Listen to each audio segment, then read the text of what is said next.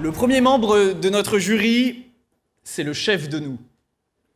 C'est notre père spirituel, le grand vizir d'HEC. Alors, cette année, il a pris du galon, il s'est hissé en haut de la pyramide HEC, mais il redescend parfois ici voir son bon peuple qu'il aime tant. Je vous demande un tonnerre d'applaudissements pour monsieur Éloïc Perrache.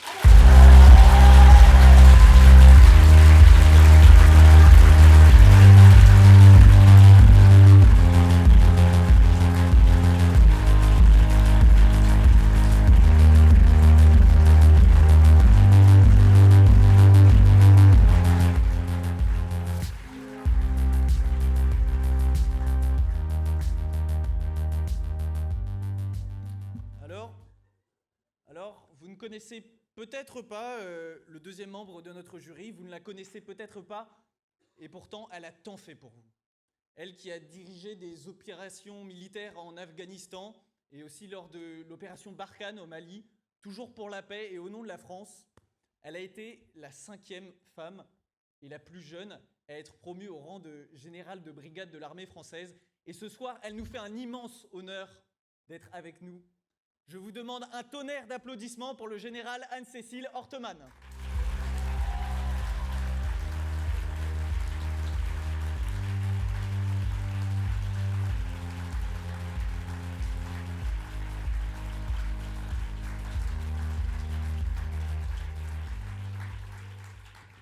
Le prochain membre de notre jury est un ancien de la Promeu 2006. Alors lui qui arpentait les couloirs de la Cafette arpente à présent les couloirs du Palais Bourbon puisqu'il est député de la 3e circonscription de Paris. Il est la preuve vivante que les campagnes BDE à HEC, ça ne sert pas qu'à goodiser des AirPods et à trouver des jeux de mots claqués. C'est aussi un véritable moteur de formation politique puisque en effet, après avoir été élu président du bureau des élèves, il a réussi son élection législative puis a été élu délégué général de La République En Marche. Il nous fait un immense honneur d'être là ce soir avec nous, monsieur Stanislas Guérini.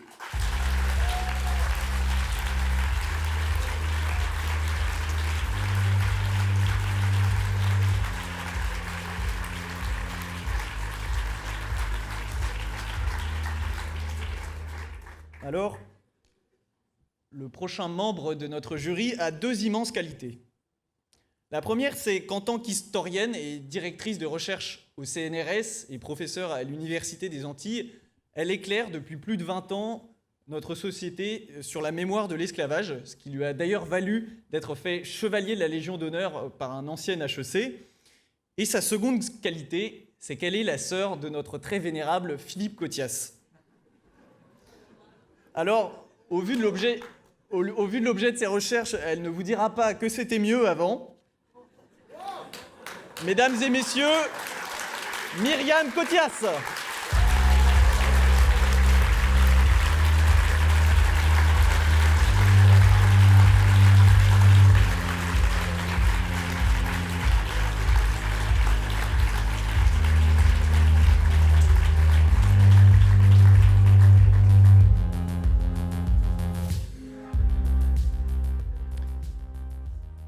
Alors, le prochain membre du jury est né à Villebon-sur-Yvette, dans l'Essonne.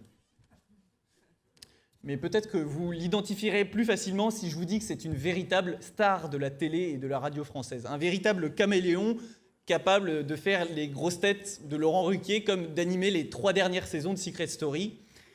Il a également animé les 2 premières saisons de La Villa, La Bataille des couples. Bref, c'est un véritable expert du sentiment amoureux.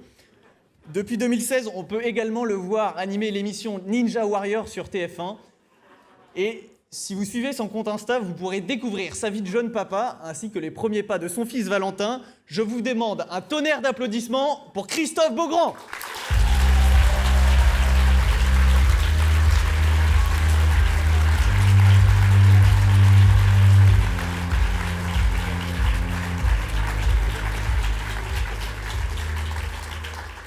Alors, si on devait définir en un mot le prochain membre de notre jury, ce serait assurément la fidélité. Elle qui a été là depuis les débuts du concours d'éloquence, qui a arbitré les quarts de finale, la demi-finale. Elle connaît nos candidats par cœur et elle saura les juger avec un œil d'expert. Madame Astrid Appert.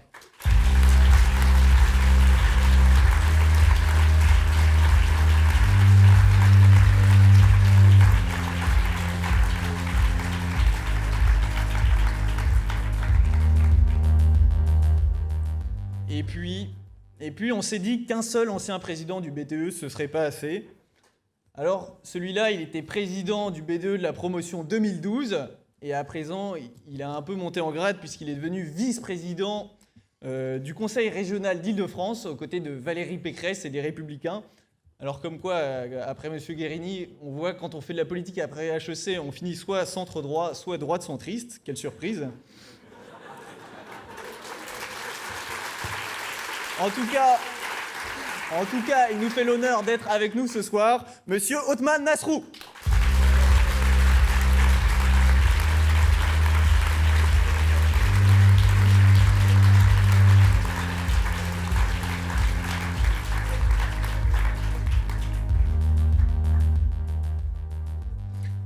Et puis enfin le voilà.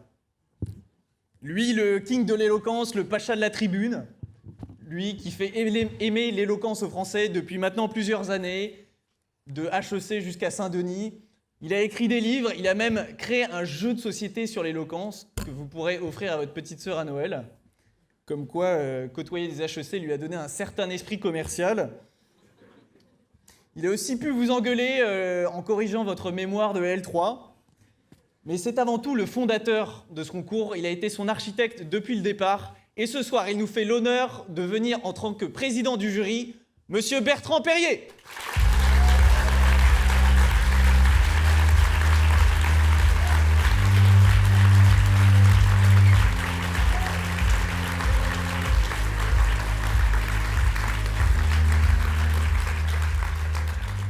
Et le dernier membre du jury, vous le connaissez tous, depuis des semaines, depuis des mois, il est omniprésent dans notre vie étudiante. Chaque jour, il se bat sur tous les fronts pour qu'on puisse avoir la plus belle vie de campus possible. Depuis le début, il a été aussi l'organisateur de ce concours d'éloquence. Alors je vous demande de faire un triomphe pour Monsieur Xavier Bout.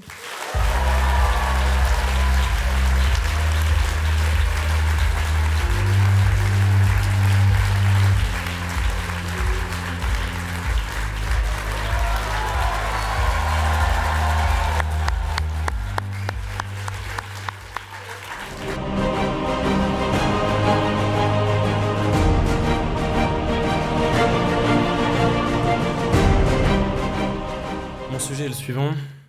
Toute puissance est faible, à moins que d'être unie.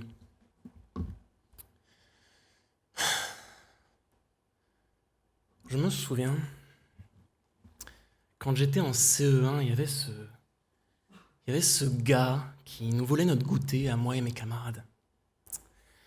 Un jour, nous en avons eu tellement marre que nous sommes tous unis. Décidés, déterminés, mais surtout révoltés, nous nous sommes tous regroupés pour aller le voir et pour tous lui donner notre goûter en même temps. Parce que quitte à être faible, autant être unis dans la faiblesse, ça réduit l'humiliation. Ainsi, je ne suis pas vraiment sûr que l'union fasse forcément la puissance. Au contraire, elle peut accentuer la faiblesse. Mais toute puissance est faible à moins que d'être unie. N'est-ce pas là un fantastique message d'espoir? L'union fait la force, l'union fait la puissance. Abattez donc ces frontières et ces différences, ces dissensions internes. Concentrons-nous sur notre puissance. Pourquoi avoir des dissensions dans un pays? Pourquoi débattre, délibérer, être divisé? Concentrons-nous sur notre puissance. Au contraire, reprenons les bonnes idées de droite, celles de gauche, même celles de François Bayrou. Rassemblons-nous. On croirait presque au rêve macroniste de 2017. Monsieur Guérini, c'est beau, sauf que c'est compliqué. Ainsi,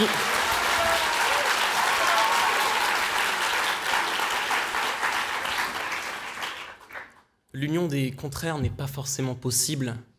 Mais il existe cependant certaines puissances qui n'auraient pas forcément vu le jour sans une certaine union. Prenons l'exemple des travailleurs. Par exemple. Qu'est-ce qu'un ouvrier seul face à son patron?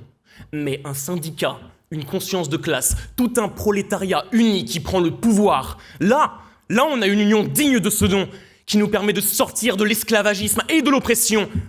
Bon, sauf pour nos amis stagiaires qui sont payés à 3,90 € de l'heure, mais nous avons une petite pensée pour eux en ce moment. Même les fourmis n'oseraient pas, la reine n'oserait pas faire cela.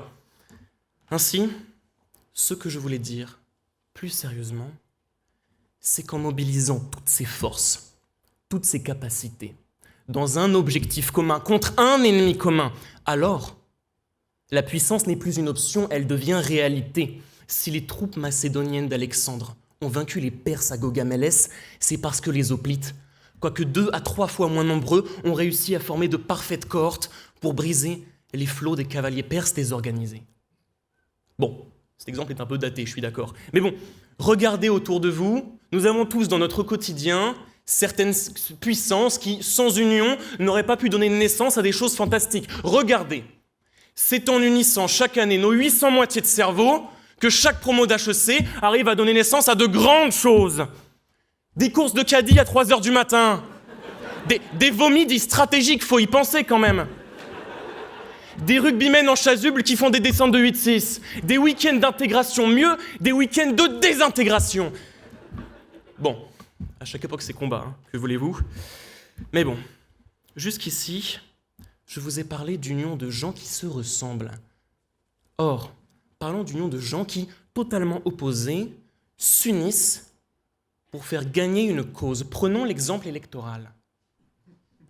Le cerveau qui crée le programme, les bras qui rassemblent tous les électeurs, la bouche qui promet le ciel et la terre, la fin de la guerre, la fin du nucléaire, le plein emploi, bref, toutes ces petites choses. Et sans oublier les reins qui filtrent les scandales et les intestins qui produisent le résultat final. Voilà comment, en unissant toutes ces capacités,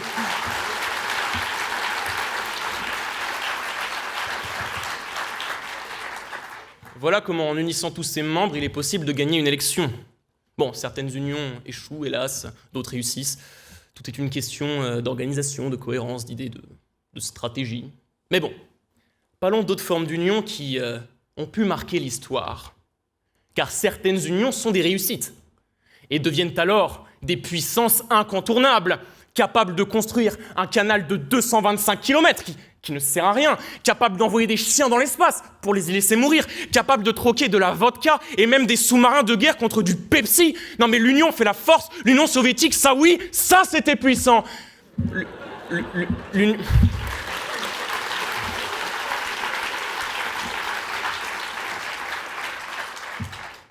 Le problème, c'est que l'Union européenne, je ne sais pas trop.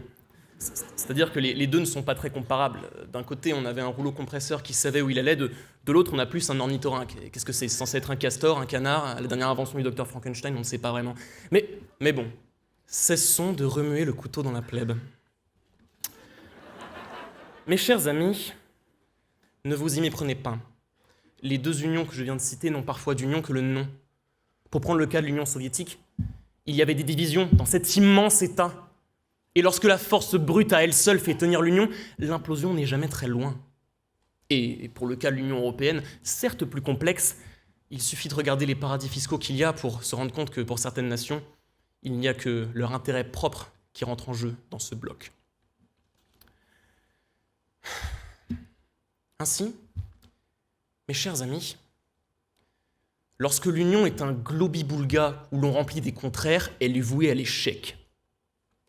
Lorsque l'union est dictée par l'eau glacée des calculs égoïstes, l'échec et la promesse n'est pas la puissance. Et surtout, mes chers amis, lorsque l'union est juste un prétexte pour doubler ses adversaires politiques, elle devient un poison. Chacun essaie alors de bouffer son voisin, de lui piquer ses électeurs. C'est un échec collectif. Bon, les plus politisés d'entre nous auront compris que je parle de l'union de la gauche actuelle. Mais, en définitive, ce qui fait la puissance, c'est une direction claire. C'est un objectif commun partagé par des individus, des partis politiques ou des États. En donnant un cap, en donnant une motivation, on établit le cadre dans lequel l'expression de la force peut advenir. On va à Babylone et vous aurez la gloire et la richesse. Voilà ce qu'Alexandre a dû dire à ses hommes pour les faire traverser le désert irakien. Et là, avec un tel leader, une telle union, une telle puissance, rien n'a pu les arrêter. Ainsi, la dernière question qui subsiste est la suivante. L'union peut faire la force, Mais qui fera l'union? Merci pour votre attention.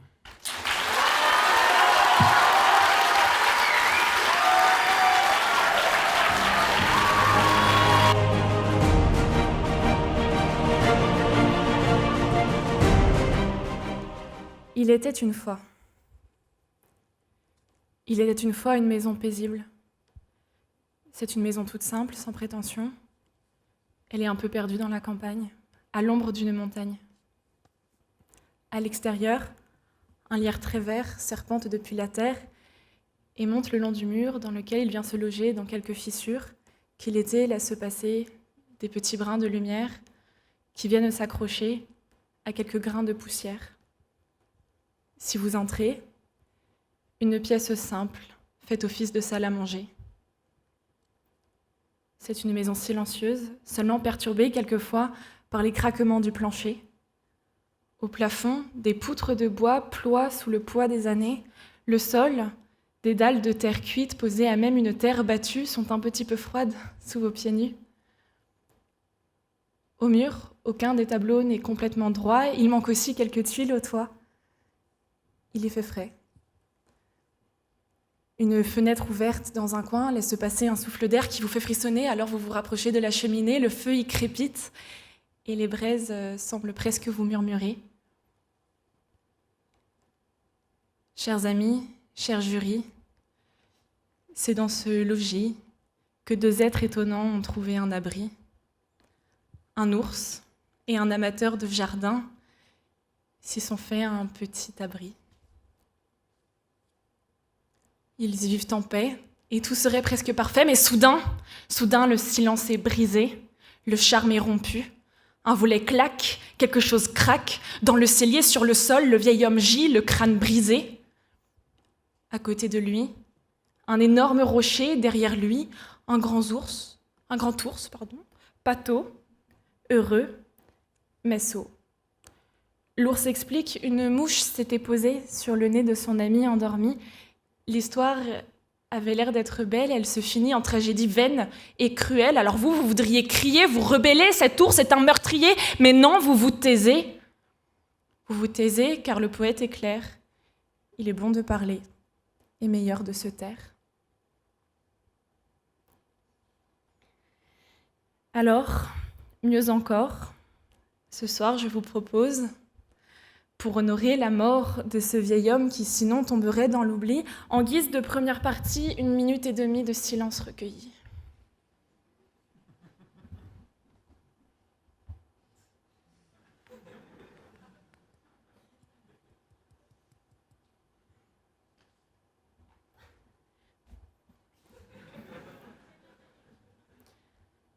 Je sens certains d'entre vous un peu gênés. Vous ne savez plus très bien sur quel pied danser. Finalement, il y a sans doute des moments où il vaut mieux continuer de parler. Je voulais honorer l'homme de la fable par ce silence, alors pourquoi pas plutôt honorer l'homme qui l'a créé et son génie. Il était donc une autre fois dans une autre maison. Elle est cossue, celle-là. Il y a du bruit, de l'agitation, de la soie, du taffetas. C'est une maison de bourgeois. C'est dans cette maison qu'est né Jean de La Fontaine à Château-Thierry. Il y grandit, puis il y écrit. Il commence par des contes grivois à scandale. Il séduit le cœur des nobles et conquiert leur salon. Puis il continue avec des fables à morale. Il séduit le cœur de tous et éduque une nation. La Fontaine est libre de mœurs et moralisateur. À n'en pas douter, La Fontaine est français. Depuis 400 ans, ses fables nous divertissent, ses morales nous instruisent et ses histoires nous unissent. C'est un enseignement que beaucoup ont retenu, en premier lieu notre gouvernement. Oui, il faut bien le dire, depuis 10 mois, la France a pris un sérieux coup de jeunesse. Oui, tous les jeudis soirs, la France entière ou presque se presse fébrilement devant des écrans de télévision car elle attend avec un suspense insoutenable le prochain épisode d'un incroyable feuilleton à 18h. Car il faudrait quand même pas qu'on se couche trop tard. C'est Père Castex qui arrive, qui cherche ses lunettes et nous raconte une histoire.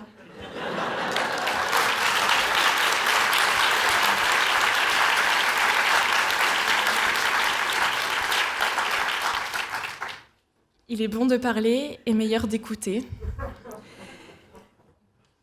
Malheureusement, c'est une histoire qui n'a pas de fin, qui n'a pas de morale. C'est une histoire où il y a trop de silence, les silences ils sont étouffants, pesants. C'est un grand silence presque assourdissant qui a presque fini par étouffer tous nos applaudissements pour remercier les soignants. Alors oui, il est des cas où il est bon de parler, il est meilleur de se taire, et dans ce silence, oser y glisser une pensée ou y chuchoter une prière. Alors là, vous vous dites, c'est super joli, mais c'est pas du tout marrant. Parfois, ça donne l'impression elle veut juste nous faire pleurer. J'aurais dû aller à Paris. En plus, ce soir, les terrasses, elles ont rouvert. Ça se trouve, il est encore temps. En plus, il y a un super bistrot qui vient d'ouvrir. Ça s'appelle le Caveau de Paname. Et bref, là, ce qui est en train de se passer, c'est pire que ce que Jacques a annoncé. C'est pas Hélé qui nous fait passer du rire aux larmes.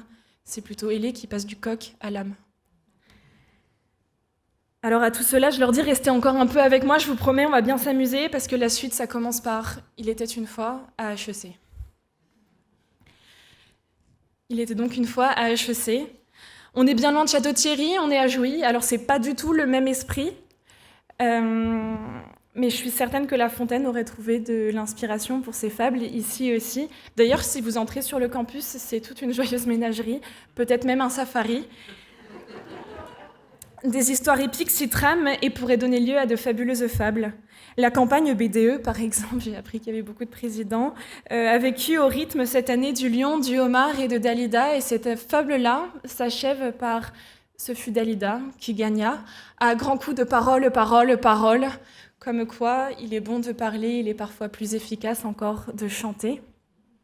Il y a quelques semaines, après des mois de campagne harassants, je suis d'ailleurs tombée sur un jeune listeux épuisé que ses amis du rugby avaient surnommé l'Octogone. Vous comprendrez pourquoi, je ne vous expliquerai pas.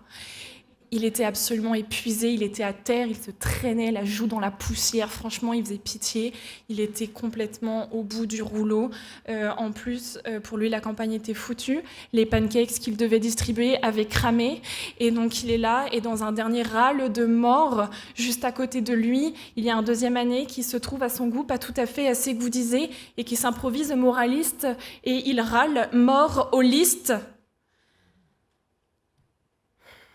Les fables peignent et instruisent la société. À HEC, on nous apprend aussi à se faire embaucher dans des sociétés. Pour cela, quoi de mieux que de bons group projects dans lesquels des teams apprennent à travailler ensemble. Et il y a toujours 3 profils qui ressortent. Le premier, c'est le leader. Il donne les instructions, il prend de la hauteur, il a toutes les connaissances qu'il faut. Bref, il plane, il vole, heureusement qu'il est là, on dirait un oiseau. Le deuxième, il est préposé aux slides, c'est le pondeur. On atteint des records de ponte incroyables. 36 slides à la minute, 58 bullet points. Bref, le dernier ne fait rien. Il se tait, il est complètement muet. Sa voix est éteinte, comme son écran d'ailleurs, et dans le groupe, on commence à se demander s'il est toujours vivant. Il végète complètement. Bref, vous l'aurez compris, cette fable, c'est celle de l'aigle, de la poule et du gland.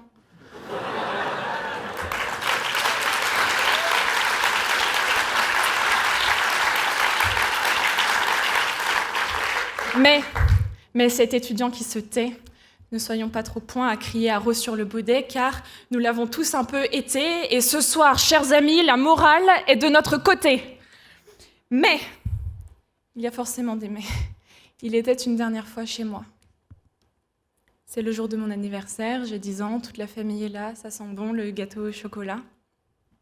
Sauf que moi, je suis dans un coin un peu déçue, un peu perdue, j'ai reçu une paire de jumelles pour mon anniversaire, et je ne sais pas très bien ce que je vais en faire. Alors un vieux singe s'approche de moi, je ne sais pas trop ce qu'il faisait là, et il commence à me raconter cette fable tout bas. Une jeune fille se promène en forêt, elle est un petit peu perdue, elle ne savait pas très bien où elle allait. Elle observe tout au travers de ses jumelles, et elle s'émerveille de voir que tout ce qui est normalement petit d'un seul coup et très grandi. « Tiens, mais Bertrand, vous êtes ici ?» Et d'un seul coup, elle fait une folie, elle s'écarte du droit chemin, elle part sur le côté, elle tombe sur une horde d'animaux complètement affamés, prêts à la dévorer. Et là, rien ne sert de courir, elle ne les distancerait point. Alors, habilement, d'un petit geste du poignet, elle retourne ses jumelles et d'un seul coup, cette horde d'animaux complètement sauvages est plus petite qu'un timbre-poste. Alors très délicatement, elle les attrape et elle les glisse dans sa poche. Peu de gens en société connaissent cet usage-ci des jumelles, pourtant il est merveilleux aussi. Alors comme vous à l'époque, j'avais pas très bien compris, mais la morale de cette histoire, connue sous le nom de La jeune fille, les jumelles et les animaux, où ce soir c'est un peu ailé, ces histoires face au blondeau, c'est que heureusement que dans certains cas, il nous reste les mots. Car les mots donnent des histoires, et celles-ci nous permettent d'avancer, elles nous donnent du courage. Les histoires sont ce qu'on transmet, ce que l'on aime à partager. Jean de La Fontaine a beaucoup fait la morale, c'était un moraliste, voire un moralisateur. Il a beaucoup cherché la petite bête, mais il avait raison. Les histoires font bien la société. Alors, l'histoire, je vous le disais, m'a donné du courage. Elle donne du courage même face aux très grandes assemblées qui semblent prêtes à vous dévorer quand on est un petit peu tétanisé. Il est bon de parler, il est meilleur de se taire. Finalement, je ne suis pas si certaine que ça. Ce que je sais, moi, c'est qu'il n'existe pas d'assemblée, même la plus imposante qui soit, qui ne se taise pas au simple mot de « il était une fois ».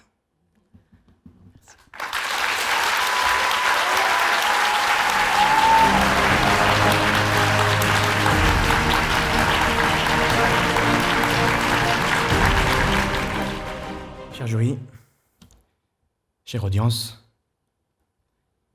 mesdames et messieurs,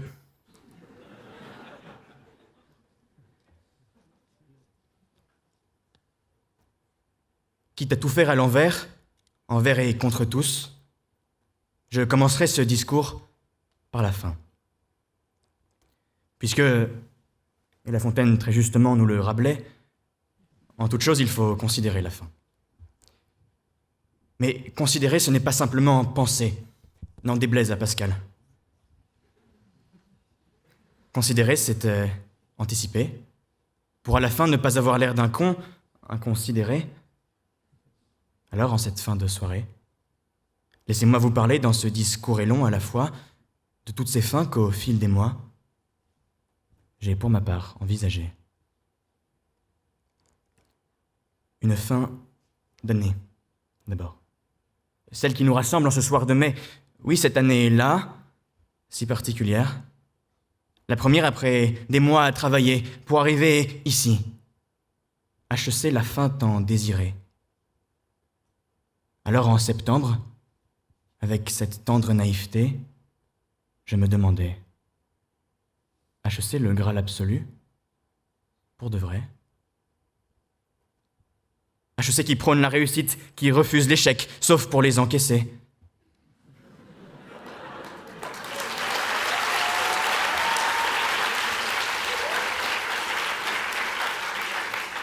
HEC où le prix du bonheur, c'est 16 000 € d'entrée. HEC où justement on se lève rarement de bonne heure, puisque la règle ici, c'est l'inverse du sarkozysme, ne plus travailler pour gagner plus.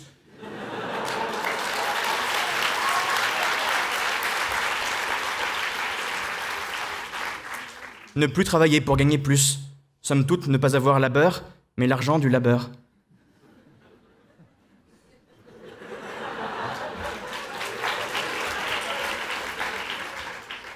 HEC, le lieu des meilleurs. Celui de la vie en école, cette sorte d'école de la vie, dans laquelle, avec vigueur, j'ai certes beaucoup appris. Et pourtant, des décembre, de la flamme qui avait brûlé en moi ne restait que la flemme, ne restait que des cendres. À moitié consumé, dans le feu de l'action, j'avais gagné cette conviction. La voilà. HEC n'est pas une fin en soi, ni la preuve de rien, loin de là. Car ces trois lettres qui resteront gravées à jamais sur nos CV, ne diront jamais la couleur de notre cœur, ni celle de nos sentiments. Parce que la fierté orgueilleuse, celle d'appartenir à ce club de prétendus vainqueurs, ne sera jamais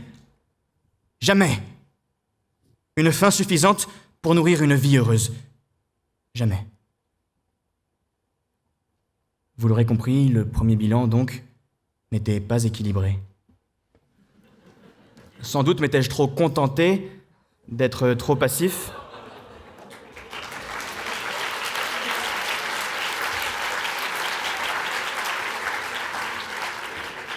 Sans doute m'étais-je trop contenté d'être trop passif, aussi je décidai d'être proactif et d'aller chercher dans l'amour cette fin qui me comblerait pour toujours. Au mois de janvier, donc, l'amour, cette force qui fait vriller nos cœurs, l'amour au goût amer, la mère de toutes les batailles. L'amour, ce jeu de dames, où j'ai d'abord connu plus d'échecs que de go. Oui, l'amour, ce jeu...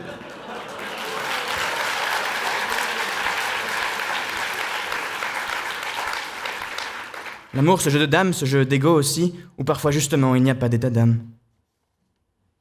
Alors je cherchais, et puis l'amour nous trouble quand finalement il nous trouve. Car oui, lorsqu'autrui, cette altérité insaisissable cristallise nos rêves, nos désirs, nos craintes, l'amour aussi sincère soit-il n'est pas une fin, mais une feinte. Car autrui est un bandage éphémère et fait mal quand il s'en va. Car vient le jour des mascarades, celui où coule le mascara. Hier je l'enlaçais, mais vite elle s'en lassa. Hier on faisait l'amour, aujourd'hui je faisais l'amour. Hier avec toi, il y a 2 mois, j'avais 2 toits. Aujourd'hui je ne sais plus où j'habite, ni où fourrer ma... Bref.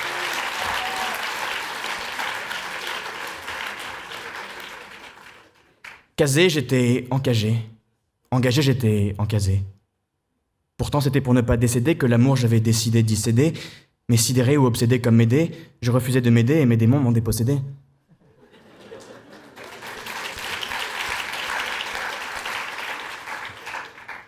Dépossédé, oui, car j'avais fait l'erreur de faire de l'amour une fin. Or, en amour comme ailleurs, il faut savoir faire fi de la fin, ne pas en faire tout un foin.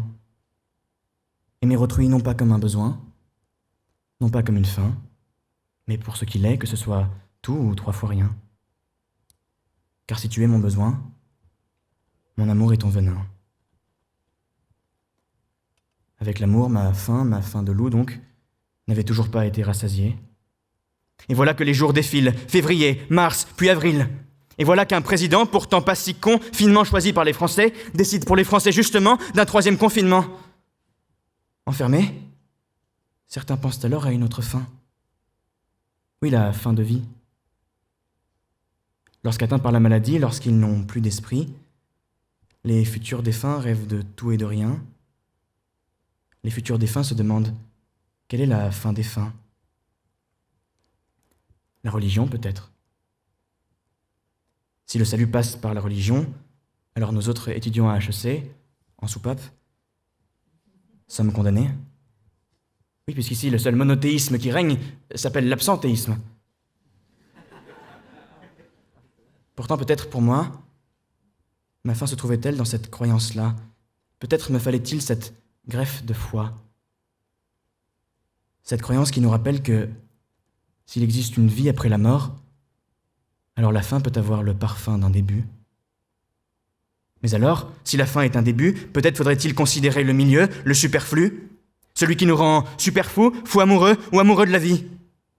Oui. Et si ce qui comptait, ce n'était pas la destination, mais le voyage. Pas la fin du film, non. La beauté des images. Oui, le milieu où l'on ne pense pas à la fin. On ne songe pas encore aux questions de Bertrand Perrier et son esprit fin, aux mots tordus du fin blagueur au bout de la rangée. Non, au milieu, on parle d'hémorroïdes, oui, avec liberté, avec les mots, l'émotion, et j'en suis sûr, sans motion de censure. Pourtant, malgré le milieu, vous me direz, ce discours, comme toute chose, aura une fin. Une fin qui me rend toute chose. À cela, je réponds, qu'importe la fin.